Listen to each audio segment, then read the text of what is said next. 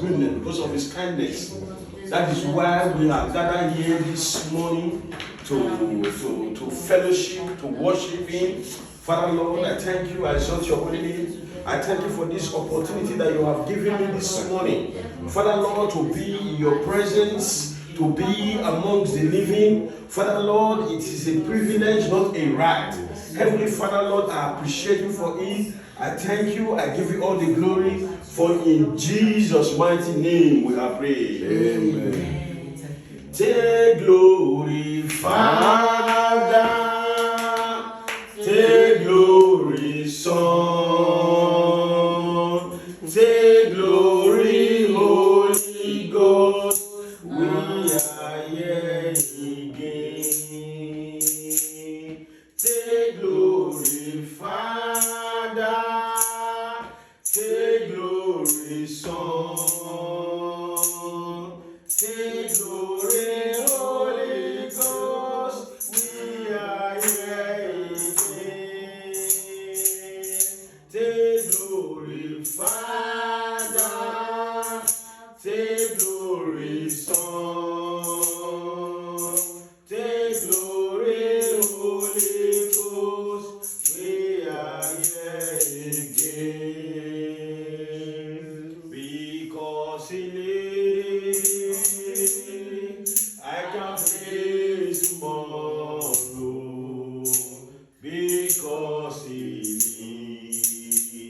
lives, all fear is gone. Because I know he holds my future. My life is yours and it is yours. Because he lives. Because he lives, we can face tomorrow.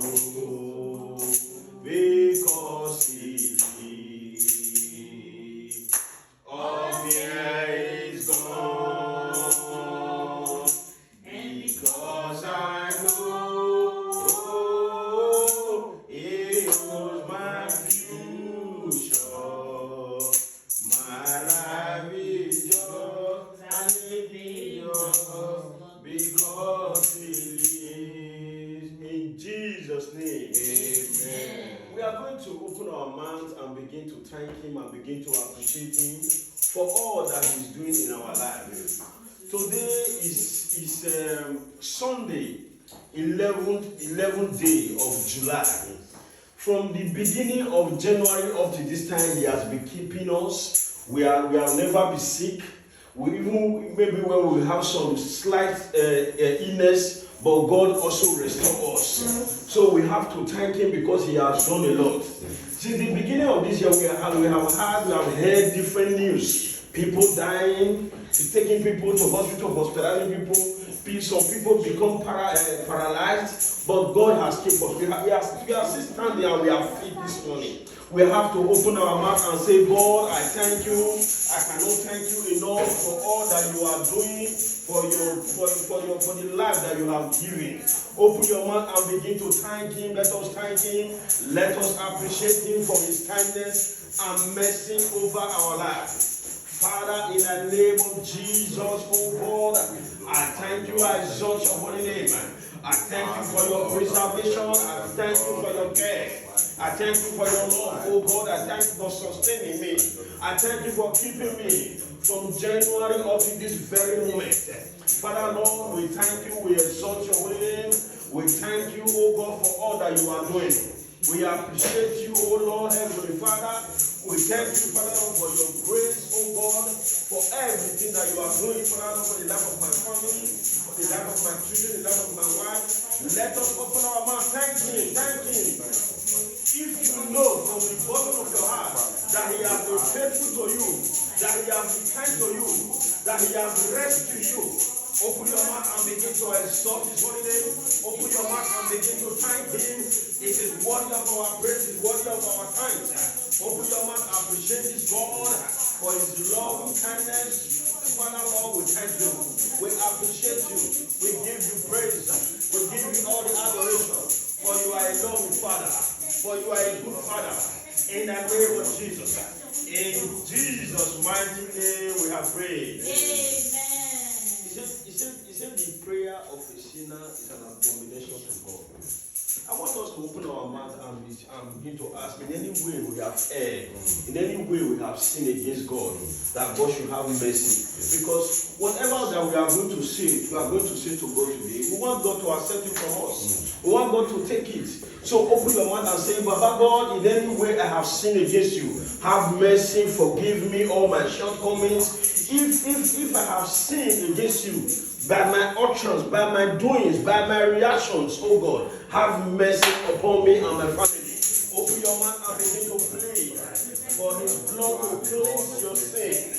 Father, in the name of Jesus, oh God, I ask, oh God, forgive me all my shortcomings.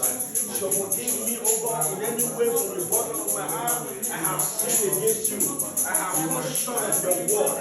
Father, Lord, have mercy. Have mercy. Have mercy. Have mercy. Have mercy. Have mercy upon me. Have mercy upon me. Have mercy upon me. Have mercy upon me. Forgive me my sin, O Lord. Forgive me my sin, O Lord. For I am a sinner. Forgive me. Forgive me. Have mercy. Wash me clean with your blood. In Jesus' mighty name, we have prayed. We are gathered here this morning. We want him to be with us.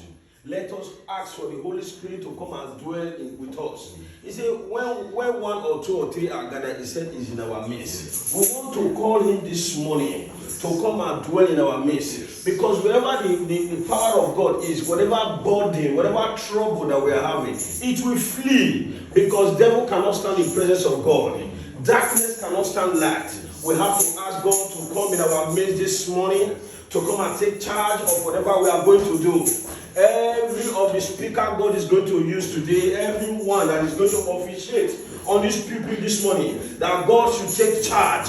Open your mouth and begin to pray. Father, in the name of Jesus, we call upon you this morning. Father, come and take charge of today's service. Come and take charge of today's service. We call upon you, Holy Spirit. Come and take charge. We don't have power of our own. We don't have strength of our own. Come and take charge. Come and take charge. Come and take charge. Come and take charge. In Jesus' mighty name, we have prayed. Praise Master Jesus. We are going to be reading from the book of 1 Kings, from 16 to 26, if I'm not mistaken. We are going to take our prayer for that. Now that we don't have much time, I'll just try to minimize the prayer, you know. And God let us have time in Jesus' name. Amen. Let me read. Now, it says, now 2 prostitutes came to Jesus and stood before him. First Kings chapter 3. First King. Yeah. From 16. Let's read from 16. Maybe before we reach to 26, I will get where I want to take my prayer from, my point from. It said, now 2 prostitutes came to the king and stood before him. One of them said, pardon me, my lord. This woman and I live in the same house, and I had a baby. While she was there with me. The 3rd day after my child was born, this woman also had a baby. We were alone. There was no one in the house. But the two of us, during the night, this woman's son died because she lay on him. So she got up in the middle of the night and took my son from my side while your servant was asleep. She put him by her breast and put her dead son by my breast. The point I'm going to pick for there, praise the Lord. Hallelujah. You see, something happened. The 2 prostitutes, they decide to have children.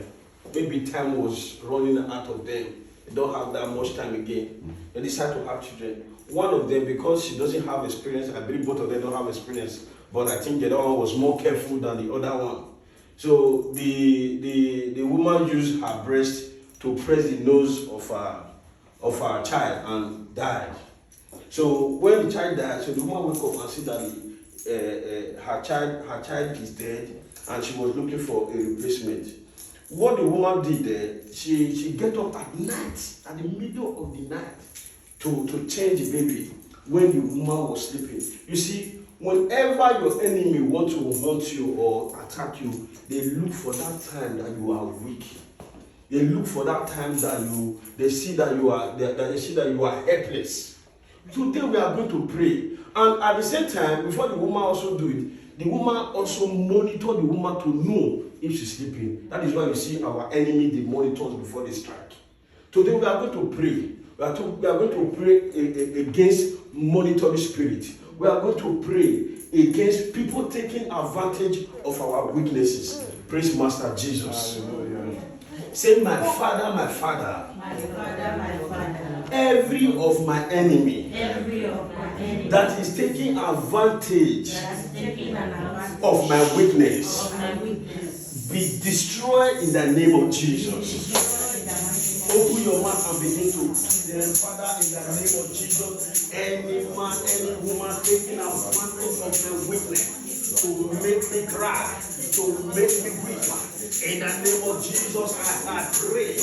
Oh God, scatter them and destroy them in the name of Jesus. Oh God, destroy them, oh God, any man, any woman, taking advantage of my weakness to do me, to punish me, to make me weak, to make me cry.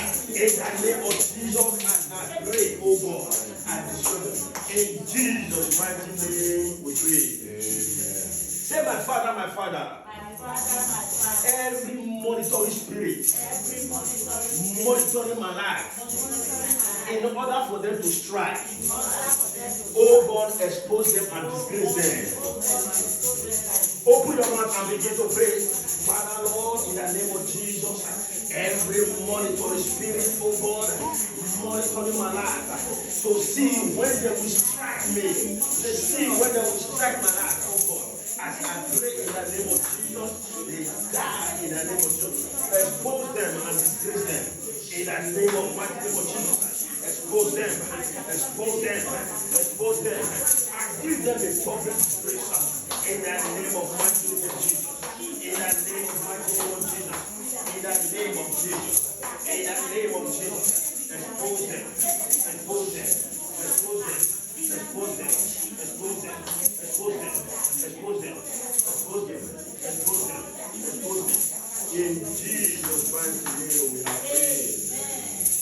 We will go to the book of Genesis. Genesis chapter 19.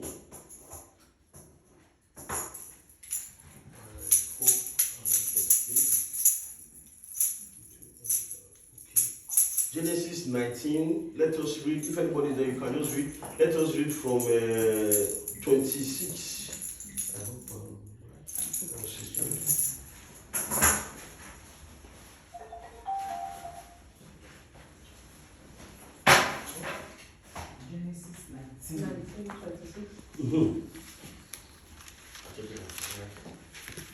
Okay, praise God. He said, but Lot's wife looked back and she became a pillar of salt.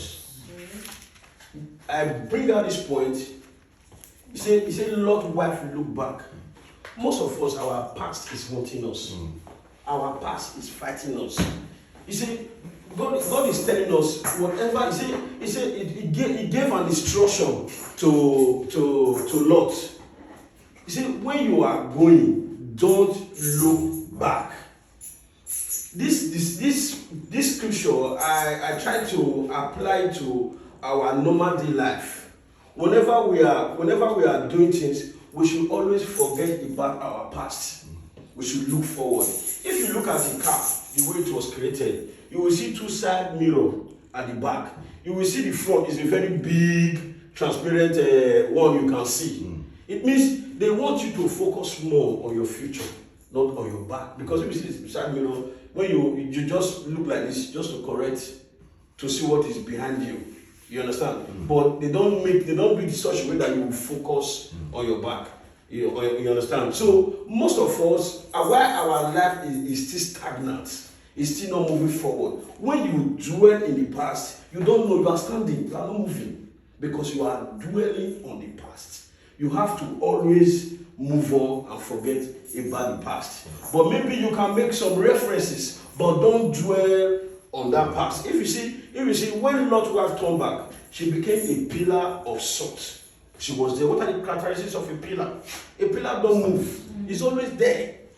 And when we talk about pillar of salt, the salt, let's talk about the salt now. The salt now, if you have a pack of salt and you want to use it, you see that it's cake. You bring it out. Maybe you can see some part. You cannot just throw it inside your dish, inside your food like that, because it might be small salty. Because you have to know the quantity.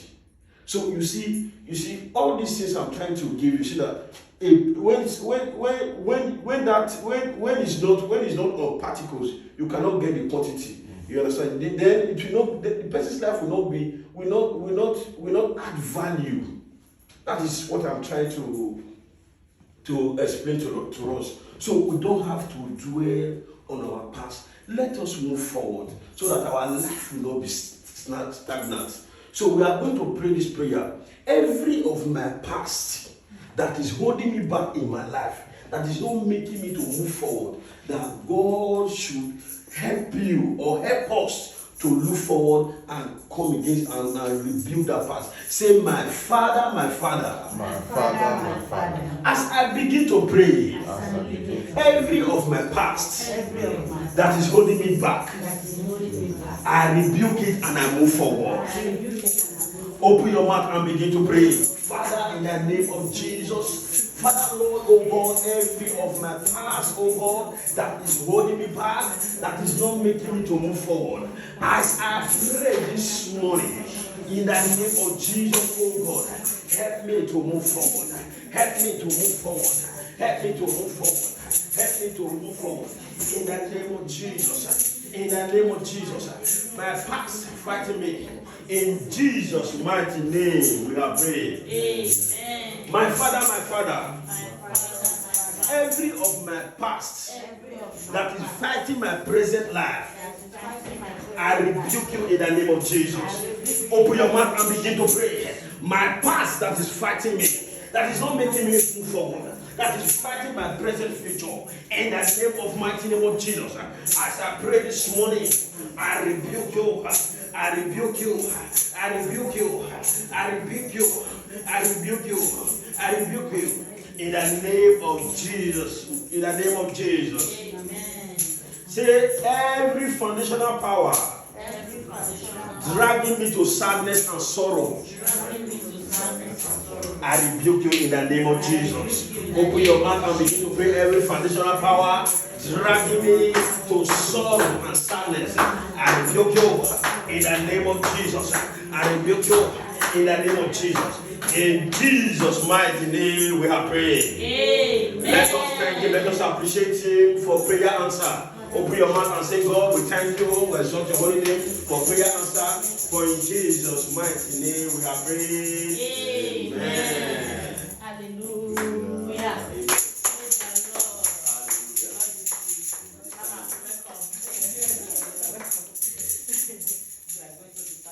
Praising God straight. I've been around the world, searching for a miracle. I found no one, nobody like me, nobody like me. I've been to many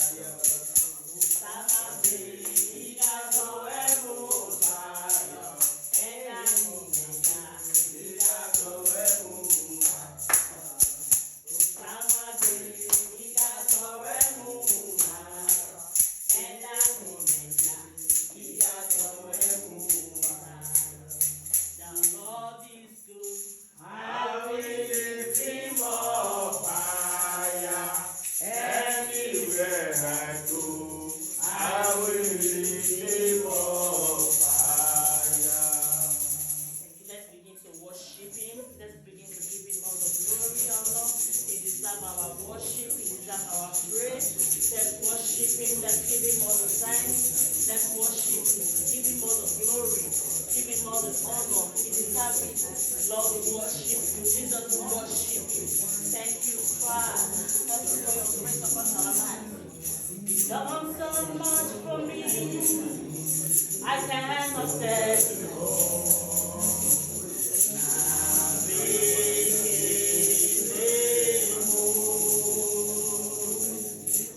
If I had 10,000 sons, it would be enough.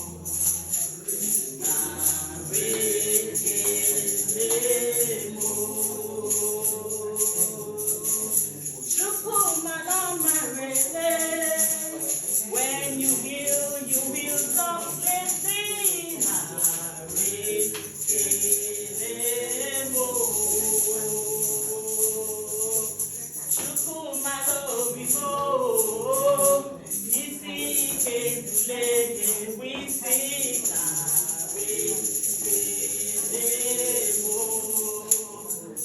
What shall I render unto Jehovah? For he has done so very much for me. What shall I render unto Jehovah? For he has done so very much for me.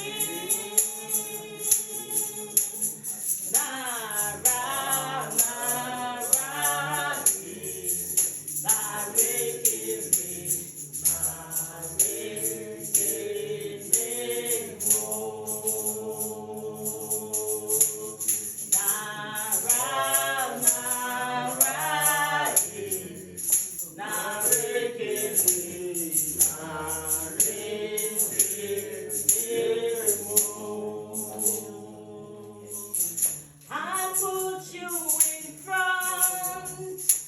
in front of my melody. You are all that matters. You are all that matters. I'll make room for two. You and I, Jesus. You are all that matters. You are all that matters.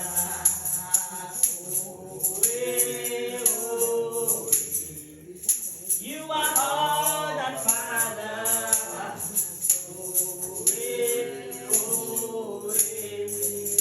You are all that matters. You carry me when some carry their God. You feed me, Lord, when some feed their God. You fight for me when some fight for their God. Jesus, you know they use me, say, oh, na.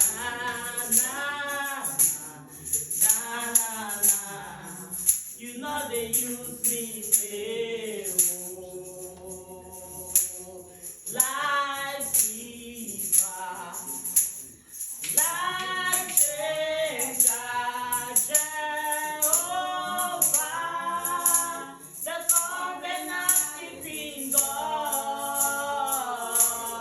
destiny helper, mountains mover, Jehovah, the covenant keeping God.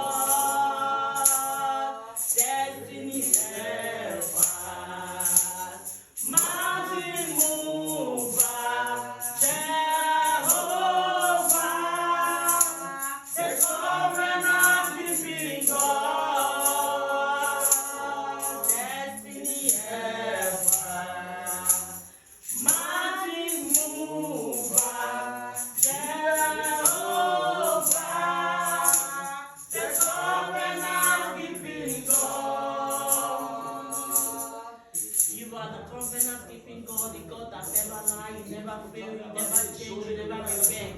Hallowed be your name, Lord Jesus. We worship you. We give you all the glory. We give you all the honor because you deserve it, Lord. Thank you, Father, for all that you have done in our lives, Lord. We give you all the glory, honor, and adoration, Lord. Take it because you deserve it. Hallowed be your name. We worship you, Jesus. Thank you, Father, for all that you have done. You are Yahweh. You are Yahweh. You are Yahweh. You are Yahweh. You are Yahweh. Alpha, Omega. You are Yahweh. Alpha, Omega. Mighty man of war, Lion of Judah, we bow down and worship you. Yahweh, Yahweh, come and do what only you can do. Mighty man of war, Lion of Judah, we bow down and worship you, Lord. Yahweh, Yahweh, come and do what only you can do. We bow down and worship Yahweh. We bow down and worship Yahweh.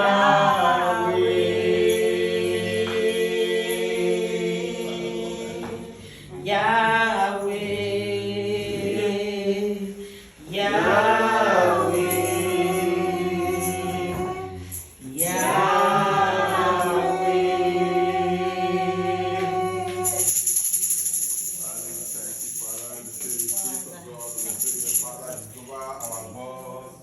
Jehovah the God that created everything.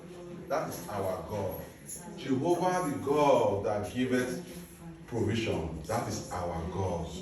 The God who gives peace. His name is Jehovah. That is our God. Jehovah, you are the God that gives freedom. That you are our God. You are the God that gives us liberty. That set the captive free. That is, you are our God. You are our Father. There is no other Father like you. We know you are all we need. You are all we need. That's why we are in your presence, Heavenly Father. The God we believe in, your name is Jehovah. The God we trust, your name is Jehovah. The God that is able to save and save us from the hands of the wicked ones. You are our God. We are here this hour because we know you're in this hour with us. Heavenly Father, we are not here to do our will. We are not here to have fun. We are not here to expose our intellect or our wisdom. We are here because we want to seek your face, Father. We want to seek your will as instructed in your book. Father Jehovah, the God of wisdom, the God of knowledge, your Holy Spirit, may it be upon us now, Lord. And illuminate everything we're going to discuss about you, Father. Give us the understanding Where there is sun, Heavenly Father, darkness does not exist, Father. It is only when there is absence of sun, darkness comes, Father. We know in you, in our presence, Father, in our life, every part of us is full of life. It's full of light, Father. Father, I put lights, enlighten our understanding of your word, Father. Understanding the true meaning. Give us the adequate understanding of your purposes, Father. May we not have a mixture of what your will are, Father. Inculcate in us what is right, so that we can diligently seek you, so that we can diligently pursue your goal, Father. Let your kingdom come on earth. Let your kingdom come in our life, Father. May we prophesy that you are indeed our God. It is you alone we serve. May we despise all you despise, Heavenly Father. May we abhor what you abhor, Father. May we cherish all you cherish, Father. May we constantly pursue you. Let desire to worship you, to do your will, may it be uppermost in our life, Father. As we are here now, Father, we want you to give us understanding of your word, Father, so that we will be refilled. You refresh us, our Father. Refresh our spirit, Father. When we leave again from here after the meeting today, we will know we have been in communion with the living God, God of light, the God of wisdom, God of understanding. Thank you, Heavenly Father, as we bless every teachings today, Lord. Angels of light, angels of illumination, may you be with us in this meeting, so that we will not dwell the knowledge of man, but knowledge of God. Thank you, Heavenly Father. Thank you, in Jesus' mighty name. Amen. Thank you very much. We glorify God. We are to start today. We know that we just welcome everybody. We just have a chat. Welcome everybody. So just sisterly and brotherly love. You are welcome. You are welcome.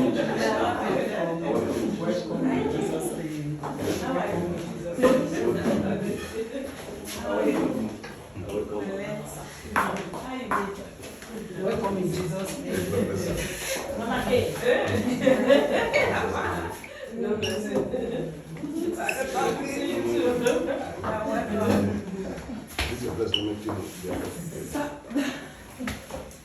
Beautiful people, you are all welcome. Amen. You are all welcome in the name of our Lord Jesus Christ. Amen.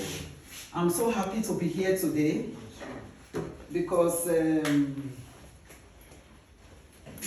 for those of us that were not here last Sunday, or 2-3 Sundays now, our agreement is that we take the book of Matthew from chapter 1 and look into it and see what Jesus Christ is telling us. Because we all agreed, the reason why we are here, when our sister was singing, he said we are here for him. And we don't know who is him. We are going to find out. And when our brother was praying, Brother Simple, you also said we are here because of him. And when our man of God, you also mentioned we are here for him, is it not? And who is him? Why are we here?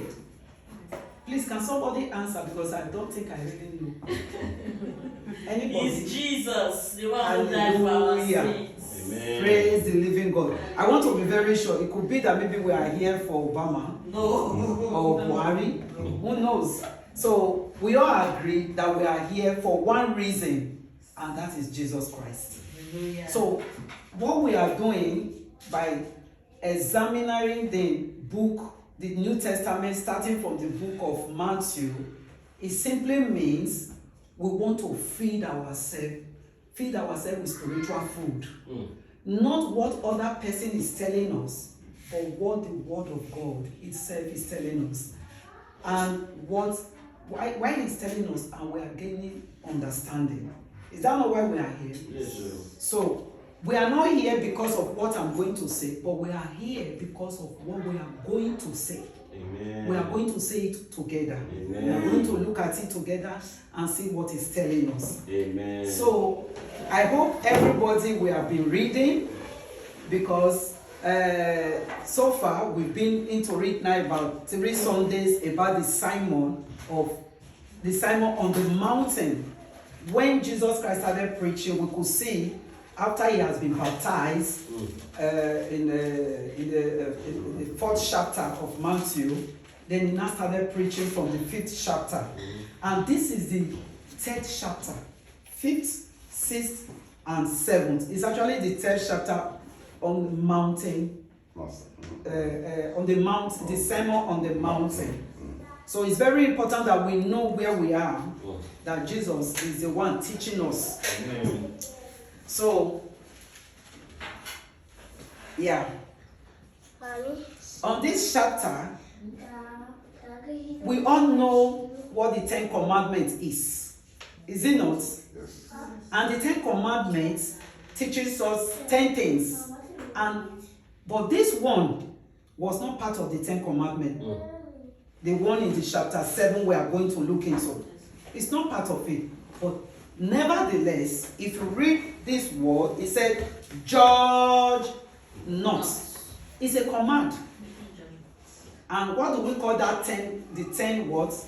10 commandments. But this one was not part of it. So this now refers us to our discussion in the last chapter that says Jesus Christ came not to stop the 10 commandments, not to eradicate the 10 commandments, not to cancel the 10 commandments, but to explain it. I used the word modify last time, but when I was doing this chapter, the word explain came to me. Jesus Christ came to explain the 10 commandments. Because when you look at the 10 commandments, the way people use it, they use it to do what? To judge. So the only way you can understand this chapter 7 and the sermon on the mountain is for you to first understand the coming of Jesus Christ. He came to teach us how to apply these words. Can we pray? So my prayer, I'm taking it from the book of Jeremiah. I'm going to read it so that you know why I took this prayer. It's very important. And it's going to take our time. I'm very sorry. Jeremiah is a prophet. He said, then the word of God, Jeremiah chapter 1, verse 4. Then the word of God, the word of the Lord came to me, saying, that is, the New Testament came to us, saying, therefore, I formed you. God is the one talking now. I formed you in the womb. I knew you before you were born. I sanctified you. I ordained you a prophet to the nations. Then said then it's not Jeremiah talking. Oh Lord, behold, I cannot speak, for I am youth. Then the Lord now said, do not say I am youth, for you shall go to all to whom I sent you, and whatever I command, you shall speak. Hallelujah. Hallelujah. This is the prayer. I'm actually praying now.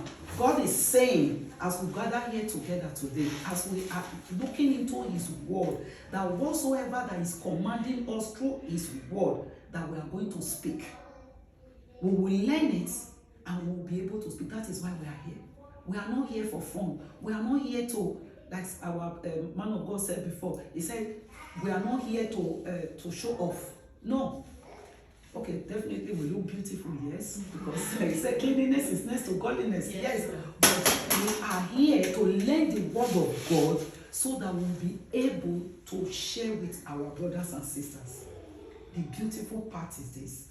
Then he said, do not be afraid, my brothers and sisters. It's a prayer. Yeah. Do not be afraid of their face. For I am with you. The Lord God Almighty is with us all to deliver us from every situation, says the Lord. Then the beautiful prayer now comes. He said, then the Lord put, my Lord and my God, put this word, as we are studying this word today, put it into our mouths. Amen. That I that will be moderating, put this word into my mouth, that each and every word that I'm going to say here today will not just sit in our soul, but edify us, nourish our spirits. That this word, we will be able to use it to examine ourselves, and we'll be able to use it in our daily life as we live here today and forevermore. Amen. Behold, I've put my words in your mouth. God said that. God has put this word in our mouth, and when it goes into our mouth, it goes into our soul, so that we'll become a better child of God in the name of our Lord Jesus Christ. Amen. It's very important that we pray this prayer, because this particular Bible verse, chapter we are going into is heavy. That's the word I call it. It's heavy. Why is it heavy? Because this is a Bible, a chapter that is not doing any other thing, but is talking to me. I don't know when you were reading, I don't know if it was talking to you. It's actually talking to each and every one of us. Yes. It's very important for us to know this. So we are going to go direct to it. He said, Matthew chapter 7, verse 1, we take it. And we are going to be very fast in doing this. Please follow. He said, judge not. It's a command. There is no discussion about it. That you be not judged. I'm using the New King James Version, so the words might be different. For with what judgment you judge, you will be judged. And with the measure you use, it will be measured back to you. And why do you look at the speck in your brother's eye, but do not consider the plank? Speck. I started thinking, what is speck? It's compared to dust. We all come from Africa. We know what dust is. Those things we used to cook. Some dust is like powder. Is in my eye. You that have plank, you are not correcting my own one. How can you see me? You cannot see me. So Jesus Christ is saying to us right now, before we start pointing finger, before we start helping others, before we start lifting others people, let us look at our inward, ourselves. Or how can you say to your brother, let me remove the speck from your eye, and look at plank, and look, a plank is in your own eye? Hypocrites, he said in chapter 5. First, remove the plank from your own eye, and then you will see clearly to remove the speck from others. Hallelujah. Amen. Praise the living God. Amen. When I was digging deep about these chapters, it became so heavy because we are used to don't judge. That's all we are used to. But by the time I started digging deep about it, it now has two ways. It's like a palm. If you look at my palm here, and you look at it's like two colors. So don't judge. That is what is written there. But the question is, what is Jesus Christ saying to us? Jesus Christ does not say we should not judge. We are very easy. We are so quick to say, why are you judging me? Especially our children. Mommy, you are always saying I don't do, you are not judging me. No, that's not what Jesus Christ is saying. That is why it's very important for us to read our book. Not just read it, take time, meditate on it, and go deep. What Jesus Christ is saying about that part, that is why, you see, I read it from verse 1 to verse 5. Because when you read just that verse 1 to 5, he has already explained himself enough. He said, don't judge. That is the first sentence. But you cannot be a Christian without judging. Am I lying? Because when you judge as Christians, by judging through what Jesus Christ is teaching us, that is only when you can make the right choices. So what Jesus Christ is saying to us, you see in chapter 5, he said, hypocrites. We should not be like the hypocrite when we are judging. Rather, let me quickly just recite Galatians chapter 6, verse 1. He said, when we are going to correct others, we should be gentle. When I'm reading this verse, Galatians chapter 6 were coming into my mind. I went there, I read it, I'm like, but this one is like when I'm going to advise you. But the fact remains that what Jesus Christ is telling us about don't judge is that he is the judge. He is the Almighty. We should leave it to him. But there are some situations that you need to judge. But that is to discern which is good and which is right. You understand? From good and evil. That's what Jesus Christ is saying. That we should not just go there according to John chapter 7 verse 24. He said, do not judge from people's appearance, the way they look from outside. So when I read it, he said judge correctly. So it's not saying that we should not judge, but we should judge correctly. But how can we judge correctly? We cannot. If we do not know what the judge is saying. Who is the judge? It's Christ himself. Even to the extent, even him himself was also talking. He said, him himself don't even know to judge. He said it's God himself that is even joining him. He said he cannot even judge himself. That is God himself that is joining him. That is the one judge. Because when Jesus Christ was here on earth, he wasn't he came through, he was born through Mary, he became a man. But in the actual sense, he was representing God. So at that point in time when he was saying it, he was indirectly or explaining to us that he doesn't even know who he is. That is God himself that has the power to judge. So that is why, instead of us to just use that word, don't judge, we use it a lot to point fingers at others. And why are you judging? Why are you doing this? Rather, we should look at it as God telling us that we should not look at people's appearance to just crucify that person. We should not look at a case to just make a decision. When I look into what George is, he said the ability to evaluate, to assess and to consider, to rule and to make decisions. You understand? So that our ability, instead of we to misuse it, we should look into it with the right eye. And if we quickly look at what God was telling us from our last discussion last week, he said in the book of Matthew chapter 6, verse 22, he said, the lamp of the body is the eye. If therefore your eye is good, your whole body will be full of light. And Mr. Egbosa explained something that day.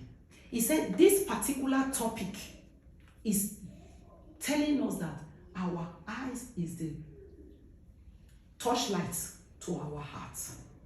So how does it refer to don't judge? You will be questioning. Yes, it does. I question it so. But when I meditated on it, I realized that the whole of this 3 Simon from chapter 5 to 7, God was talking about leaving it up to him. The only way we can be the right judge is when we have the right light shining into our soul. When we can see properly, see people's hearts, see people's past and future. Because anything that happened, we are not there. And we are coming to take from him in it. Who give us the right to come and take dominion over somebody's else life and judge the person? We don't have the right. The only person that has the right is God. And that was why he said we should have the light. Our eyes should be open. Our eyes should be open that our soul can see properly. And that simply means having Christ in us. That is the only way we can be a good judge. To discern, to differentiate good from evil. Otherwise, it's impossible. That is why he went ahead and said, you cannot remove other person's speck. Speck is just like when you cut rice in small pieces and it's in one person's eye. You want to remove that thing from that person's eye. But you have one big log, one big plank. It's not possible. You cannot see that person's eyes. You have to remove your own first. when you check yourself, what that statement is saying, check yourself. As you are pointing finger at other, check yourself first. Am I doing the right thing? And the only way we can do the right thing is having the word of God. Otherwise, it's difficult. We cannot do the right thing. It's a very difficult topic. I just hope you guys understand what I'm talking about. Because it's very sensitive. It's very sensitive. It's something that is easy for us to just go into. And this particular topic, don't judge, is actually, if we learn to bring the word of God into us and use it instead of just passing judgment over somebody, we will find out that people are wicked, yeah, but they are not wicked like the way we think. But if we judge according to the sentence, judge, if we use that word judge and judge people, we'll find out that everybody, we are all wicked. Even when we judge our own self. But when we go into it and beg God to give us the spirit of discernment, then we'll be able to judge rightly. That we should be able to differentiate what is good and what is bad. That is what Christ was telling us. As Christians, we should be able, with the word of God, to differentiate what is good from what is bad. Another verse I will quickly use to support this word was John 3:17. He said, God would not come. Let me quickly read it.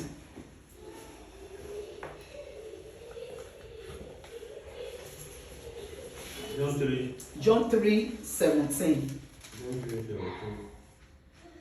For God did not send his Son into the world to condemn the world, but that the world through him might be saved. And that will just make it clear to me that when we look at that, do not judge, we will be looking at it in a different way. But when you look at the word of God, what it's telling us, it's simply telling us that it's God that has the power to judge. But he will give us the spirit of discernment to differentiate good from bad. So if you have read the book of John 7:24, that was when he now used that word that says we should not judge people from the outward appearance. So I think that is the only, I have a lot of Bible verses, but because of time, I cannot really go into them, because we need to go into them, we need to use it to explain each and every word. Say, do not judge according to appearance, but judge with righteous judgments. And when you look into what is righteous judgment to explain more to us in different that we should not use people appearance, we should not use people status or what they say, but rather we should use the word righteous is a word to describe God himself, so that we should use the word of God. What is it telling us in every situation before we judge other people? Praise the Lord. Hallelujah. We thank God for that. I have a lot of verses here. If anybody is interested, I can, So let us quickly take Matthew chapter 7, verse 6. Verse 6. That is another point I think, okay, we'll just quickly brush it. He said, do not give what is holy to the dogs, nor cast your pearls before swine, lest they trample them under their feet and turn and tear you in pieces. We should understand that the word dog here, dog in our country, in Africa, it will make us to understand this dog they refer to here. But the dog in Europe is different. The dog in Europe, they are fine, they are nice, you give them everything. That's why white people give. But this dog we are referring to here, in those days, it's like the dog in Africa today that are everywhere dirty, unclean. You understand? So, but why did Jesus refer to refer to dog there. I tried to like read more about it to find out. It was referring to those people when you are preaching the word of God to, but they will be blaspheming. They will be making fun, making jest of you. Pastor, come and preach to me. You know, there are people like that. Don't waste your time on them. That's what he's trying to say there. People that are blaspheming. I even wrote, I said, they will laugh at your preaching, teaching, and even on Christ.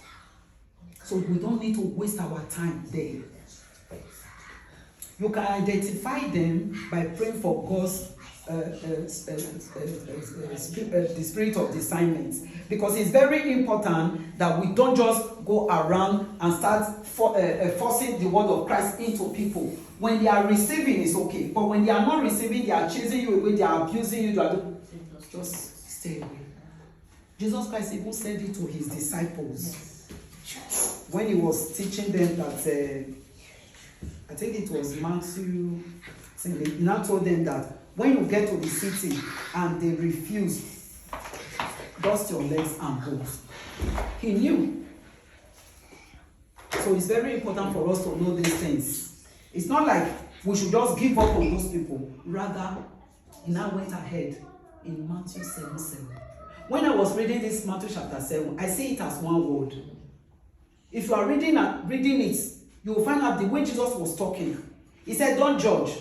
How did he say just then? Don't give Dog. what is sacred. Yes, don't judge. Don't give dog what is sacred. If you do not judge, how do you know who is dog and who is cat? Do you get it? Because he wants you to know how to differentiate. Do you get it? So then I came further. He said, ask, seek, and knock. What was he saying there? Then I started saying, God, please speak to me. Because he was telling us, instead of you to use your time to be judging and giving food to those people, preaching to those people that don't have time for Christ, then pray about it. Spirit of discernment. Yes. Pray. Seek. When you pray, he will answer us. Mm-hmm. When we seek, because that seeking, praying and seeking there is like you have to do it. He said the need of consistency and faith in prayers. That is why he said ask, seek, and knock. It's like continuously. Consistent. Ask, you keep on praying. Seek, you'll be finding. What are you finding? It's finding the word of God, finding more about Christ, finding about everything. Still keep on knocking on that door. Don't give up. You understand? So God is simply telling us that we should pray. When we stand in this situation whereby instead of us to be pointing finger, judging others, we should pray about it, that he will not give us that spirit of discernment. The spirit, the ability to be able to differentiate from good and bad. Who is Felicia? In every situation we find ourselves, who is this person?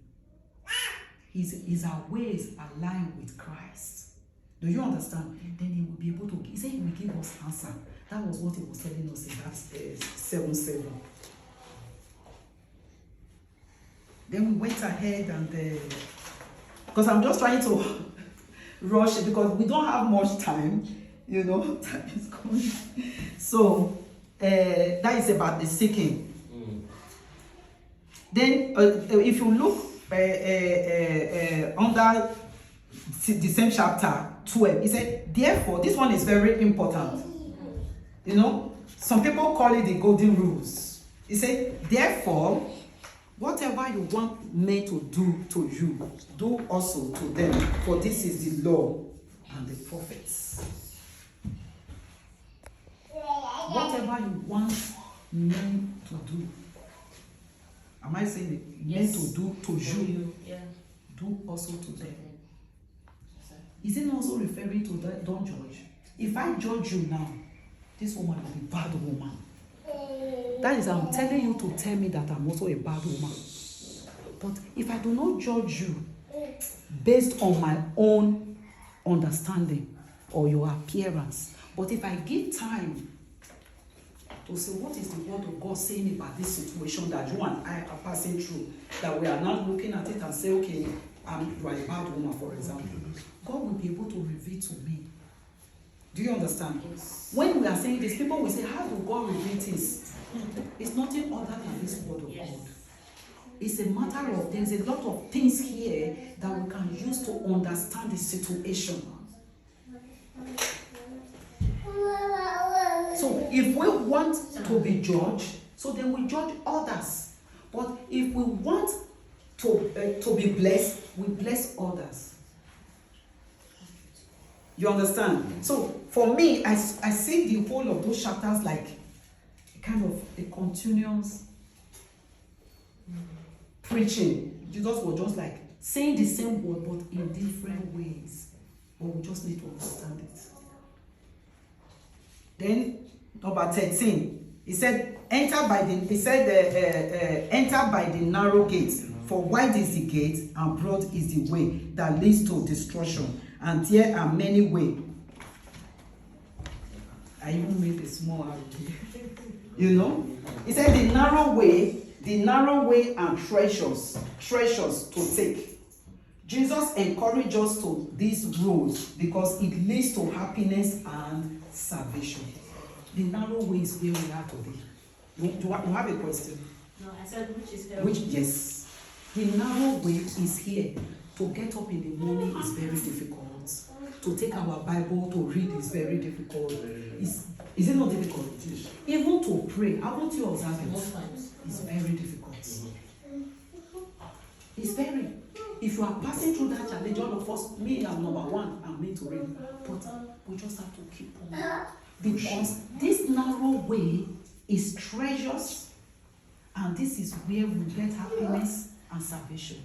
But because of the profit of it, that is why that the principalities want to weaken our spirits so that we don't get there. But the wide way is easy to take.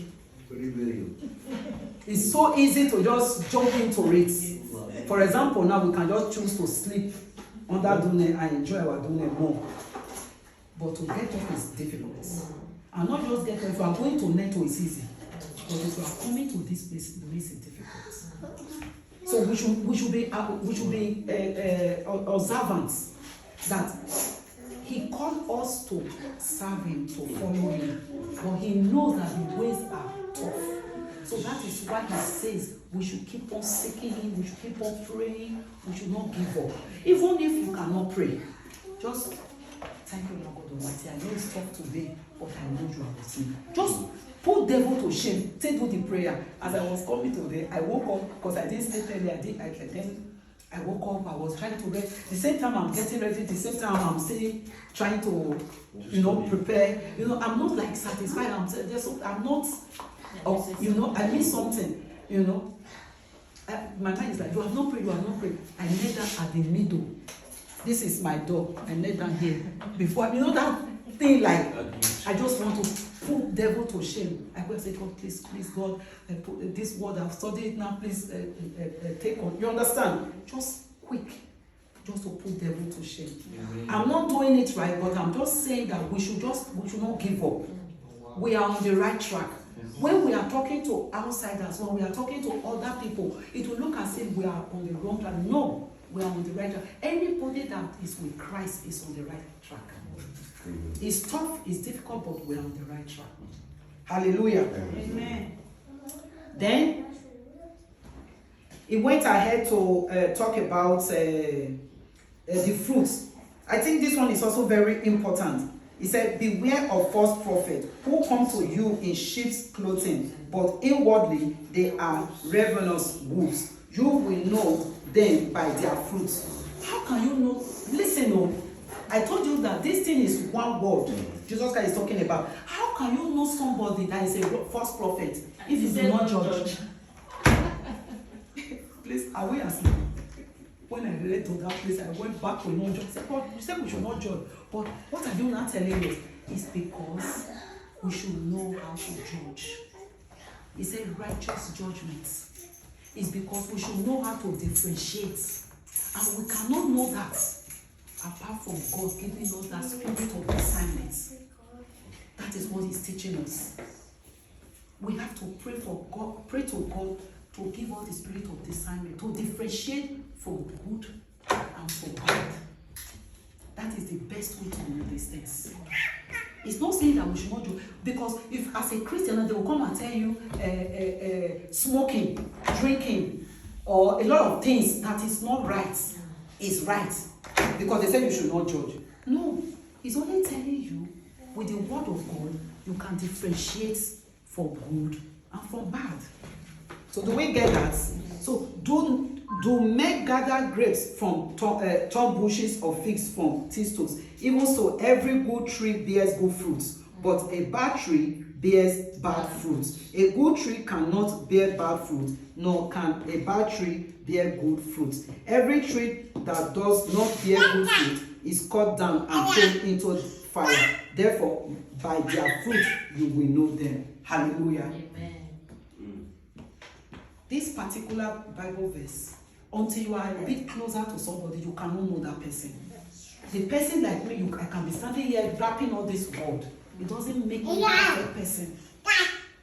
Except when you come closer, you now know by my fruits, my character, my way of behaving, what I'm saying.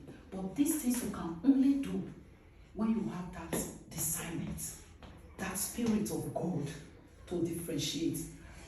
The reason why it's important for us to understand this word, judgment, is simply because for our own sake, that we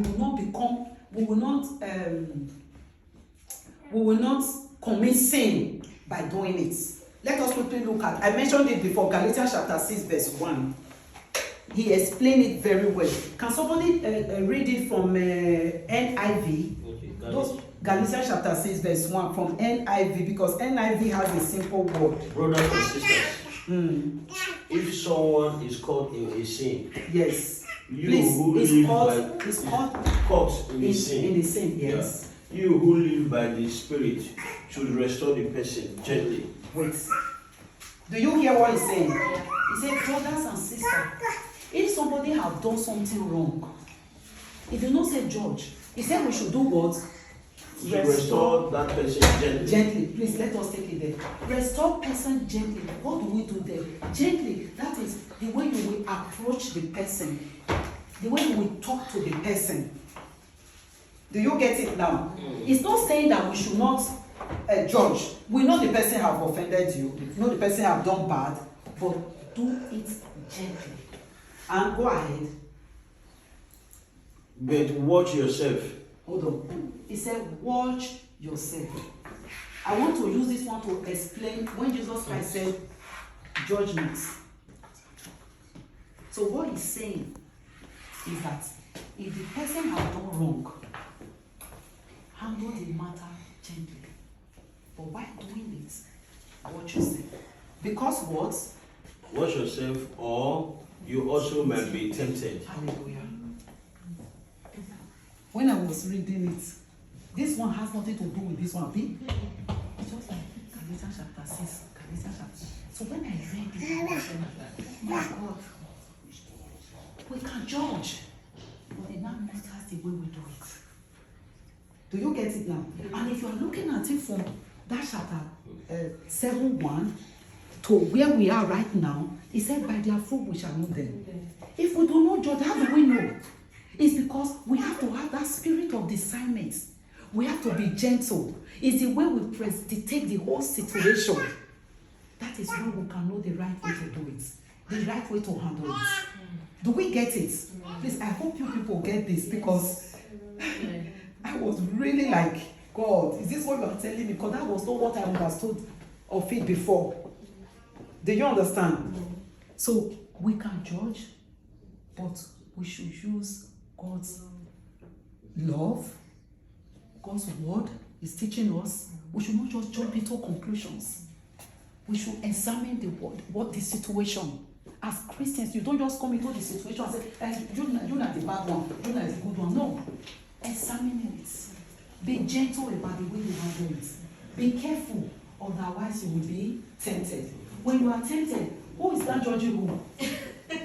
Are we not judging each other now? Yes.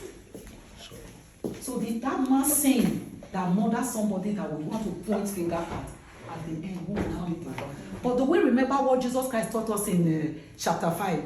He said, they said when you murder somebody with knife, that is when you murder. But is that really when you murder? No. He said when you say baka or fool, you are killing somebody. Who is judging who? Who is judging who? If you make me to feel bad today and I come home, you have already killed my spirit. Because God himself, he's dealing with our spirit. He said, not our appeal. John 7:24. He said, do not judge from the appearance, but from inside. Do you get it? So when we are judging, it's very important that I'm hitting this thing, judge, because this is where a lot of us make mistake. As Christians, if we have to be good in do it right, we should be careful. Because this judge, the reason why it's very important we take it and take it serious is because most of these things happen in our thoughts. When Felicia is not looking at you, Peter is not looking, John is not looking, it happens inside here. See the hair where she will wear. See the shoe where she, do you understand? All these things is inside here. So we should be careful so that we will not be judged with the same way we judge others. Hallelujah. Amen. So he said, then this one is also very important. If you look at it from 7, because the way we are doing this, we are studying it together now. Although you people should also be contributing. You know, it said 7:21, that is Matthew chapter 7, verse 21. It said, not everyone who says to me, Lord, Lord, shall enter the kingdom of heaven. Oh my God. Do we still refer it to verse 1? If I use the whole of my time to be judging Mr. Musa, and I come here, I'm judging him inside here, he doesn't know, but I'm still smiling with him. The day when we come to judgment day, will I be there? I will not be where Jesus Christ is. He said, it's not everybody that call Lord, Lord, that will come to the kingdom of heaven. So our purpose of being here is not to come and smile. We can look beautiful, do all those things, but the main purpose is for us to serve God. And after serving God, the reward of serving God is to be in the kingdom of heaven. And we cannot be there if our ways is not right. From inside. It's very important. Please, we have to know these things because he said, many will say to me in that day, Lord, Lord, have we not prophesied? Felicia, haven't I stand here to talk about the book of Matthew? The Danish word we say, the Goek, it doesn't help. Who will help? Talk about the book of Matthew. Then I go about and do other things. I'm not going anywhere. I will just, be among the dogs that we mentioned in Matthew chapter 7. Those people that sees when you come to talk about Christ to them and they were blaspheming and they were ridiculing you, that is among the people I will be among if I do not correct my way. So this whole book is telling us of how to do it right so that we can see that kingdom of heaven. Hallelujah. Amen. He said, then I will declare to them, I never knew you. Depart from me. That would be the biggest disgrace. Imagine all of us there that day. Jesus Christ just come. He said, you were talking about the book of Matthew. I know, but I don't want to see your face. Because everything you talk, you don't talk about, you're not doing. You understand? We have to do the word. My prayer point, number one prayer point, God, let me be the doer of your word, not the sayer of it. I would prefer to be doing it than saying it. Because I'm saying it, as I'm saying it, and before I came here to stand here, I said, God, as I will be saying it, let me learn from it. Actually, I learned a lot from this study. And I just want to say thank you to everybody for giving me this privilege. I thank God because I'm learning a lot from it. And I'm using it as a lesson to check myself. We can never be perfect, but at least we strive to. So please, brothers and sisters, do not let our coming here be in vain. Let us take this word to check ourselves. That is why we are coming here. not for fun, but check ourselves and correct ourselves rightly. Hallelujah. Amen. Then the last paragraph, it said, therefore, whoever is starting from Matthew 7:24. We are just going to do all together. It said, therefore, whoever hears this saying of mine, that is, you see, I'm right. He said, no, Jesus Christ has been talking. He said, therefore, whoever hears this saying of mine. So that means all these things he has been saying. He said, and does them. If you hear all these things, I will liken him to a wise man or wise woman, man or woman, the same. You understand? Yeah. Who built his house on the rock. So if we have taken chapter 5, chapter 6, and this chapter now, because this is where Jesus Christ was preaching, and we look into it carefully and advise ourselves from it and become wiser, correct ourselves with the words, we'll become wise women, wise men.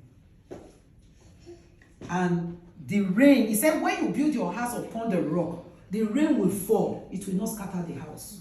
The house will still be standing. Flood, nothing, wind, nothing will do the house, for it was founded on the rock. But everyone who hears this word and do it and does not do them. He didn't say everyone who hears this word do not say them. He didn't say that one. He's not interested in what you go and say to Peter and John. You can do that one, yes. He wants you to win soul for him. But your winning soul, you should also win your own soul. He said, do the word. Then it will look as if you have a foundation upon the rock. A solid rock. He said, but then the rain, if you are not doing it, it will look as if you build your house upon a sound. And when it rains and it wind and everything happens, it will blow the house and it will fall down. And great was his fall. It was specific. Great, the house will fall in a big land, you know. So please let us be a doer of God's word. Not just saying it, but a doer. Then he just crowned it all with the last verse, 2 verses. Then he said, 28 and 29, he said, and so it was when Christ had ended this saying that the people were astonished and his teaching, for he taught them as one having authority and not scribes. Hallelujah. So I just quickly rush it. It's short, but I pray to God.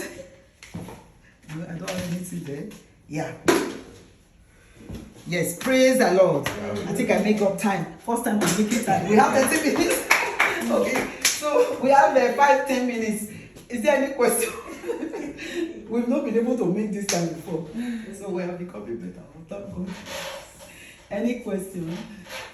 Or anybody to bless us with something about this Matthew chapter 7? Please come with something, please. We learn a lot. We learn from each other. Who has been reading? I have a note when you go first. Okay. I have a small note when you can go first. I just asking them to go. Okay, give your note. So going back to verse 7. Yes. About being verse 5. When it says, you hypocrite, you gotta cast out your own being before you can judge others. Yeah. And we talked about today that it means that you need to get guidance from God to be able to see your own mistakes before you can judge other people. Yeah. But I also think that perhaps that everyone has mistakes, so you need to live a righteous life, because some people might have a life where you might, oh, that's wrong, but until you recognize maybe I'm doing the same thing, you can't actually take it out. You can actually correct yourself. So you need to look at other people as a mirror for yourself to check if you're being a hypocrite. Yes. Because it doesn't say you do this to not be a hypocrite. It says you are a hypocrite. So you might need to engage other people before you can learn how to fix your own mistakes.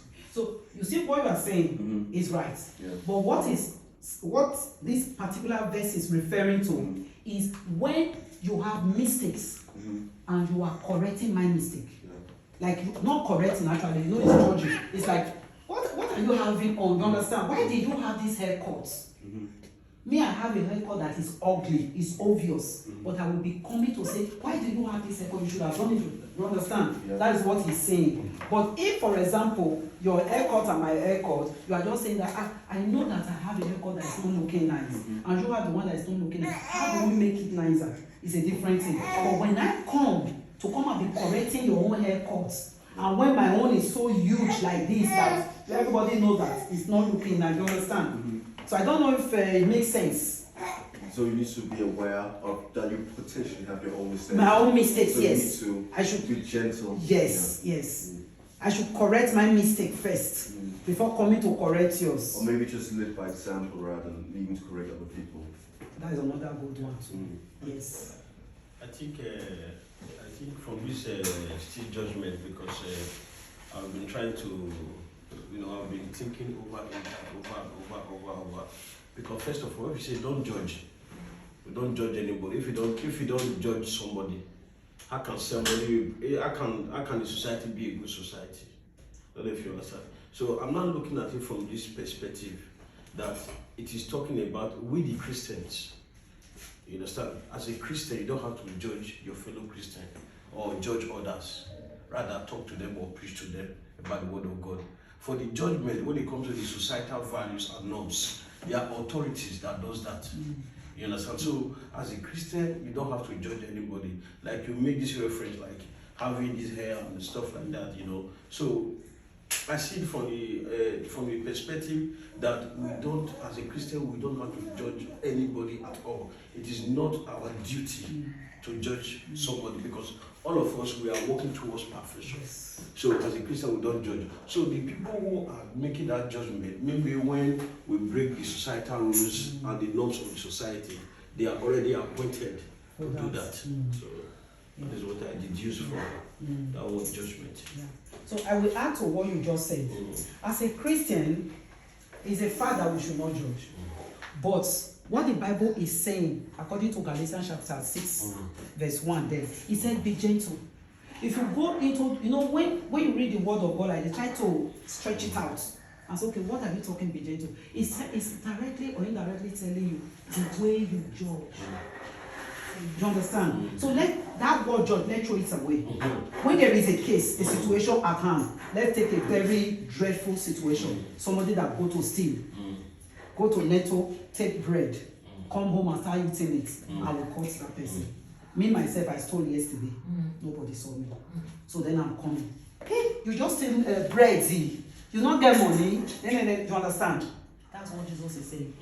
I stole 3 bread, and this one just stole 1 bread, and that person is hungry. Maybe I wasn't hungry, I'm walking. Do you see it now? So what do? You go into the situation and say, instead of you to just keep the person there, be gentle. We know that you took this bread. The word now took, not stolen. You understand? Make this person a bit, We know that we took the bread, but by law it's wrong. The society law is wrong. And the word of God says we should not steal. Because the whole thing here that kept on just choking my heart when I was reading is that God wants to still be the judge. We said here last Sunday, God is a jealous God. In everything we are doing, if we start judging, we are taking the money. You understand? But God still wants to be the judge. So rather, we will use God does music. I missed you last Sunday. I still listening. That your music said, you'll be the eyes I used to see. We will use the word of God as our eyes to see. How do we handle this situation with this person that went to Netto to steal? You understand? Rather, we would now pray the word of God and say, come, my brother, what you have done is wrong. But we are not going to kill you. We are not going to beat you. We will forgive you. So what we can do, try to pay this money in 2 days' time. Do you get it? So we'll come into it as Christians and make the person realize this thing is still wrong, but at the same time, explain to the person from the perspective of the word of God. That is the way me I understand it. I want to also, I think, I hope I don't run out of time, sorry. You know, when somebody, we are talking, like this, if you look at this context, it's just telling us, don't judge. Yes. That we should not judge. It's very, strict. Mm. Like somebody, when somebody does something and you don't like it and you walk away, is it judgment? And when somebody continually lies, even when you try to also come to him and tell him this thing that you are doing is wrong, and consistently he repeat it and even giving you even adding more lies to that lie. No, but how do you know it's a lie? Eh? How do you know it's a lie? God bless This you. is the thing. No, you know it's a lie because you already do your findings to know that person is lying. You understand? Because I'm not just talking because I want to talk. I know. You understand? So these are clear case. These are clear evidence. Even when you want to try to see that to cover that thing that person did, and you realize another one. Yes. Even what is even saying to you is also lying. Yes.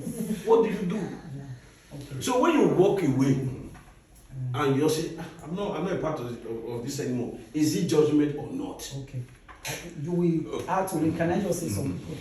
One, what I'm going to say now, it will. That is when you are talking about the word of God, you will look as if you are perfect. I think that is one of the reasons why most of our pastors are. We look at our pastors like that. When they make mistake, they say, "Hey, pastor, I've made mistake." So, but you cannot lie, because the word is telling you what to say. As you are saying this, what you are saying, the thing that came into my spirit is forgiveness. Because when we want to be Christian, now we are going to be raw the way it's supposed to be. When we want to be Christian, we have to consider all the things God is saying. Because if you are praying and you want your prayer to work, according to Matthew, we did all these things before. He said, forgive me my transgression, so that as I forgive those who transgress against me. That's number 1 point. Wait, number 1 point, you add it there. Before you go away, or before you know if you are judging or not, you add that one, forgiveness. God said we should forgive. And this person is still repeating this thing. Then you will now go inside. Galatians is telling you, he said, in every situation, be gentle the way you talk to the person. You will not say, okay, what else again? Then John is saying that we should not just say because you think he's lying, maybe you have some proof or whatsoever, but we should not judge. That is what John 7:24 is saying. Because what me I understand from this study in chapter 7, before I come today, is that we can judge. But when we are doing it, we should judge from the perspective of the word of God is telling us. That is what I understand. So please, let's go. Thank you very much. I don't want to. I think they are all beautiful contribution because I see what some that's what we say we are examining the word of God. That's why we are here, because to get the understanding. Sometimes understanding. That is why Christ is a master.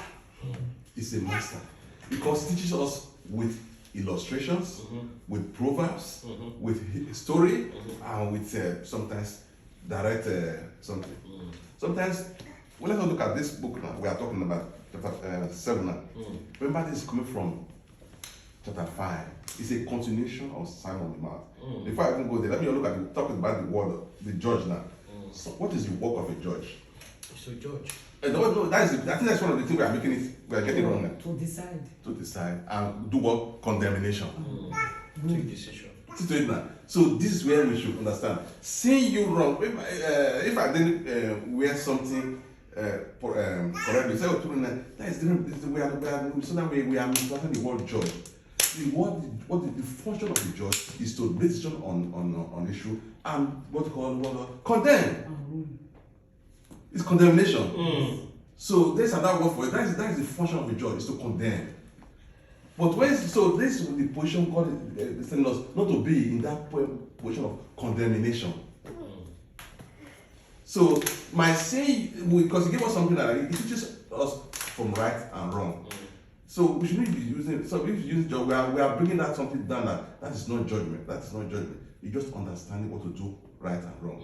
But the time you now put yourself into position, say, yeah, this brother is a bad man. Is this that you are condemning that person. That is the position of judging. Okay. You are not correcting. That's why what Corrector says, when people do something wrong, what do you do? Correct them gently. You are not judging them.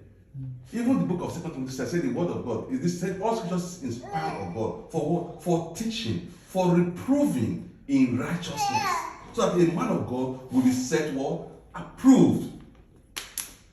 So this is like, he didn't say judging. So this is why Christ is making us understand that there's a difference between judging and correcting people in faith. So we let us understand that role, because Christ already said, "I'm coming to judge the world." So he said, he even talked about the false prophet. What is he going to do? He said, "I will tell them." You said he will condemn them. So he has already given himself the role he's going to play. It's not you are taking up the role now. And he told us to say, beware. Okay, now I'm just sorry, I'm just No, please, so it's the time for us to discuss it. So let me just, as we were looking into this thing, okay, when I start from the beware of, if you look at Matthew chapter 7, verse 3, said, beware of false prophets. Yes. So if we don't understand it, how will we not beware of them? He said, who comes to you like a sheep? But they are wolves. So what you can be friends, the spirit of discernment makes you understand that this is not the teaching of God. This is why we all have to be abreast with the teachings of God, so that we can understand that this is a false prophet. If we don't have knowledge, accurate knowledge of God, when somebody is missing Gary with a walk, you wouldn't know. So we should always, that's what the will teach us that yes, this is not, how do you know the prophet? It's not prophet because it's not teaching based on the Bible. It's not manipulative, the word of God, to suit their understanding. Sometimes they will say, because the Bible is so big that it can be changed everything. You look at it, what is the content? Why are we say we want to examine the will of God in His word, not our will, the content of it. What is God's purpose in this? Because my recent things, I'll preach it in a way that will benefit me. You say, I give a Bible to show it to you. But that is not the way. Ask yourself, was that the will of God? Let us examine in that context. So if now look at Christ, let's one reason and say this, he was just 33 years and a half before he got. But when we look at it, okay, this even was the first time when he was 30 years, when he made this sermon or something. I'm just wondering with the age of human being. When I'm reading it, getting me, how does he, if he's not really having supernatural understanding, how can he teach like this? He goes to the history of the Jews, because in many things, in many times, any word he uses, they have meanings, historical meaning. You talk about the dogs, pigs. What are they? Because he was talking to the Jewish there. Because he saw that they can hit them. What is their relationship with the dogs and them? Look, I said they were like not the modern days of when the dog have pets now. They were white something. They eat anything. They were like just like pigs. They eat anything. They don't have so they don't have self-control of anything. Said what does the pig does? If you look at it, said if you look at the book of Leviticus chapter 11, where God was telling the Israelites what the animal not to eat. That might be a different topic one day. We'll read it. The different animals, why you have to don't eat it. The birds, the crawling thing, those the fishes, the kind of fish, the Bible said in Leviticus. Why? These are this historical something. So the Bible, when he was making this reference, because they were Jews, they didn't understand why. What is the relation with pig and dogs?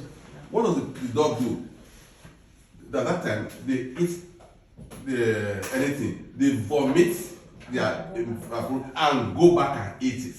So that's how people. So it's telling you that people will come and I will not do this, but at the back of it, They are doing it. they are doing it. So when he's talking, there was there was a lot of metaphor inside to understand that when you look at the pig, you look at the character of a pig, the character of a dog.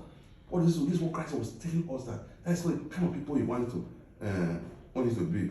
So because said that now, because the dog he thinks it's all when you throw them like a pest. Why should you throw pest to pig?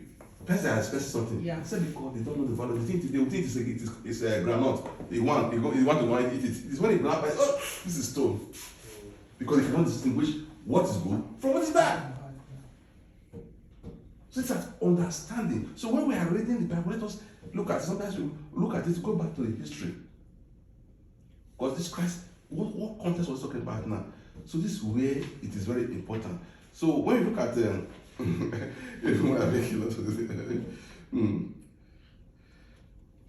if you look at the book of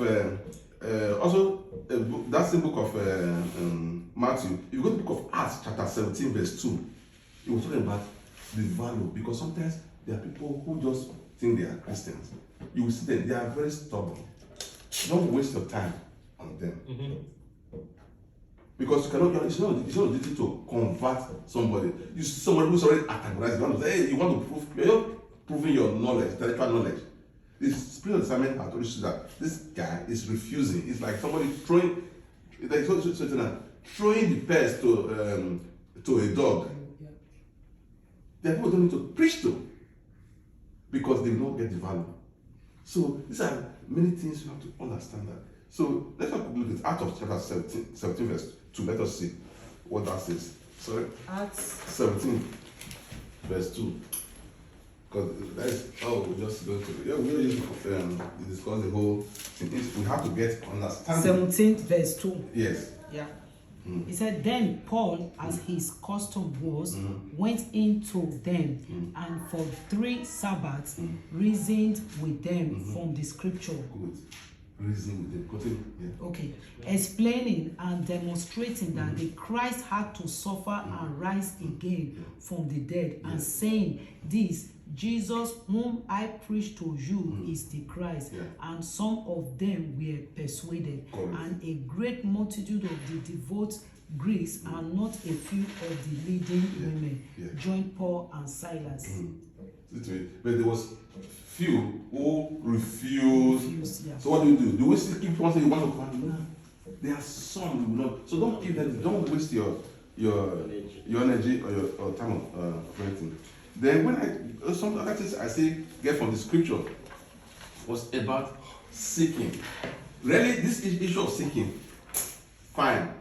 No, before today, to be man of God, I have a different understanding. Yes. But today, my understanding came like this: that it is more of spiritual. Because sometimes we think when we want to our needs. That's what it say. Ask, you be given. That's what I say. Father, I need to carry this. This is not. God said the word said I should seek, I should ask, I should this. You will get. I found that it is not. Based on the context, it was written. You will ask God, He will give to you. But that's not why Christ was talking here. Because if you look at from chapter 6, it was here. This man already giving people what to do. It's an assignment. But this assignment, he knows that it's difficult for human being to do. That's why I say, seek, ask. When you spirit of discernment to be able to. So you now need what? Extra power, Yes. extra strength to be able to accomplish these things he's saying. So what are you seeking for? You're seeking for justice for humanity, justice for other certain. So all these things are social justice. What is good? Equality before this thing. So these are the things. So because these are the things was stated in the Sermon on the Mount. It's when you are pursuing this now. He said when you because those things we cannot. God can say that don't do this, don't do this. We know we cannot carry on. So when you go that stage, seek for God. When you are asking them not for your pleasure, but because of you to carry out the assignment of the will of God.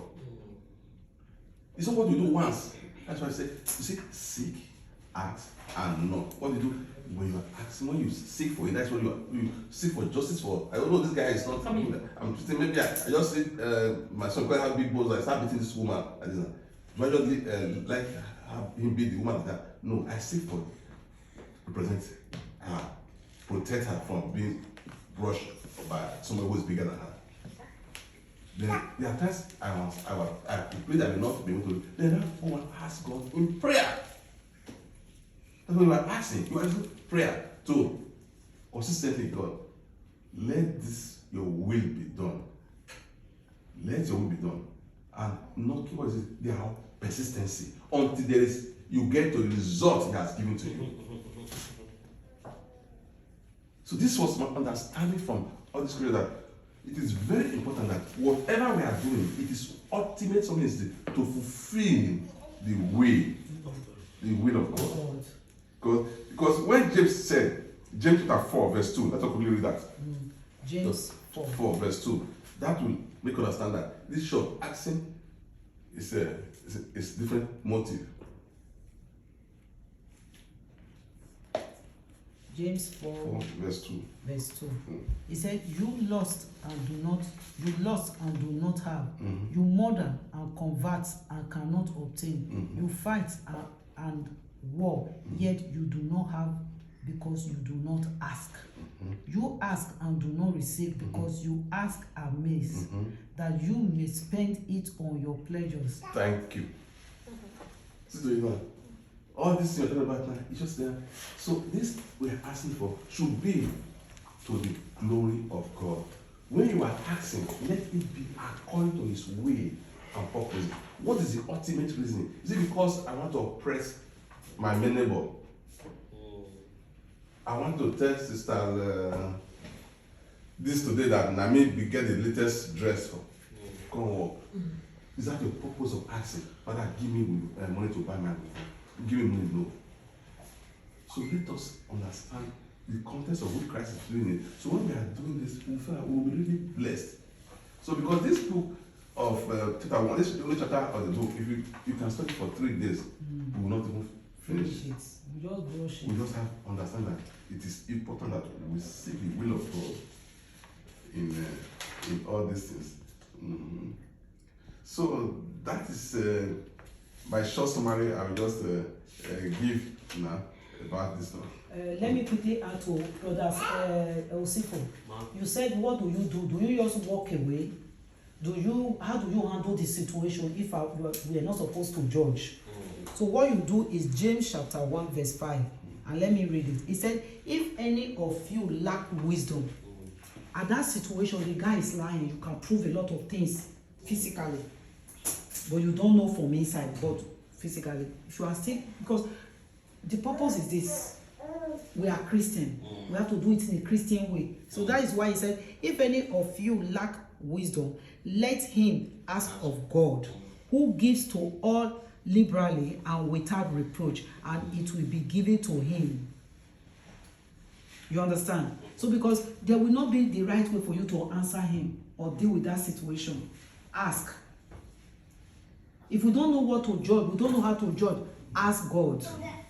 So that the whole of that chapter is one word. Anyway, when you walk away, you are not judging. So you leave it up to God. Yeah, but it depends on your state of mind. Huh? It depends on your state My of state mind. of mind will not be disturbed by what that person did. I don't know if you understand. It's left for that person. Me, I'm choosing my own life, my own future, instead of me to be pushed wrongly or to be taught wrongly or to partake in somebody's sin. So I just walk away. So walk away and say, let God be the judge. Yes. Any more question or any more contribution? I have a question. In a situation where you want to make somebody your friend, like when you said God should give us the discernment to differentiate from bad and evil. Like you as a good person, let me use that for as an example. You being good, your conscience is clear, and you want to make somebody your friend. Like you see somebody and say, this person, I would just like this person, I want to know the person. And God gave you a revelation to stay away from that person. Is that judging? No, you have already said it. You said you want That is spirit of discernment. The spirit of and you have already gotten Yeah. the spirit of discernment, like Yeah. stay away. Yeah. Then there's no judging about it, but you have not, you don't know the person, but you have already gotten a revelation that you should stay away. Yeah. So how about you don't know the person and the person came to you and said the same thing, like, I want you to be my friend, and you have already gotten a revelation concerning this person. Yeah, but if you see, if you go, I'm not there, I'm not saying revelation, but if you see that revelation, God now say, okay, stay away from this person. It do not say you should not pray for the person. It do not say, it do not say you should not be nice. No matter what, we must still be nice, but we can still keep our distance. You understand? Hello, how are you? Telephone, this, SMS, you know. But you don't need to be like this. You understand? You yoke together. Yeah. Oh my goodness. You understand? So I think this is where we ask God's wisdom. The one we just read just now, James chapter 1 verse 5. That God should give us his wisdom to understand these things. Yeah. You know? Because it's a very tough situation Yes. to know what to do sometimes. And to add to that also, when you want to befriend somebody and God gave you a revelation, like this is how this person is, or you know, it's just telling you, it's not that you should not make friends, but you should be careful what you do, how you do your things with that person. Like one time I was in a dream, so this person is my friend, so I saw that we were quarreling in that dream over some issues. So I was like, we were quarreling, but later the person was not begging me in that dream. You understand? It's a revelation. It depends on how God opened my mind to see what that dream is. So physically, it happens. But we never quarreled. But that thing could have led to quarrel. So I was able to handle it so that it will not lead to that. Worry, because Worry. you're already foreseen. Yes. So that is it. So as a person, when God gives you revelation, God is just telling you, be careful, know your lines on how to make relationship with somebody. So that is it. And that is the spirit of discernment we are going for. And it's also we as Christian, one of our assignments is to discuss this word with the others. If, for example, you are in doubt, start discussing the word of God. And Before you know, the person will flee. It's the person that will go by him or herself. He cannot say. You know, every time I say, I'm going to Bible study or to church, will you come with me? If you do it 2-3 times, if he has another intention, you say, I beg, I don't tire for her, she's already talking about God. And the person will just come up by herself. You know? So, most of the problem we are facing today, God has spoken about it to us. But we are still rude, we still go into it. That is why most of us we are suffering those things today. yes. Praise the Lord. Hallelujah. Praise the living God. This is our first time of finishing the right time. The time is just exactly. We haven't finished. We haven't finished. Okay, so at least this session of it, we were able to discuss, we were able to come with different opinions, ask questions. The other time we've not been able to do that. Praise the living God. Hallelujah. Blessed be your holy name. Thank you, God. Amen. So let's just quickly just pray and thank God for this. Just 30 seconds. Thank you, Lord God Almighty, for this session. Thank you for this